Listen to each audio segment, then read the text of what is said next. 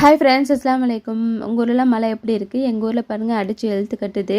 எங்கள் வீட்டு கொல்லையில் தான் ஆறு ஓடுது. எப்படி மழை தண்ணி ஓடுது பாருங்கள். இப்போ என்ன அளவுக்கு மழை பெய்ஞ்சிட்டு இருக்குது பாருங்கள். சும்மா நேரத்துலலாம் நம்மளுக்கு பசிக்காது, மழை காலத்தில் ரொம்பவே பசிக்கும். அதை சுட சுட சாப்பிடணும் போல் தோணும்.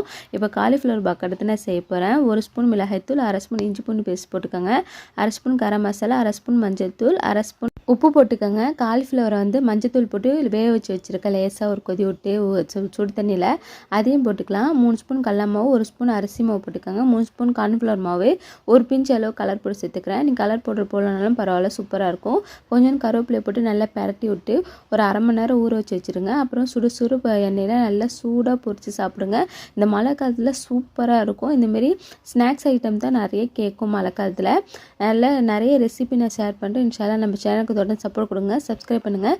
செம்ம டேஸ்ட்டான காலிஃப்ளவர் பக்கோடா, அதுவும் பீச்சில் இருக்க மாதிரியே இருக்கும். கண்டிப்பாக ட்ரை பண்ணி பாருங்கள்.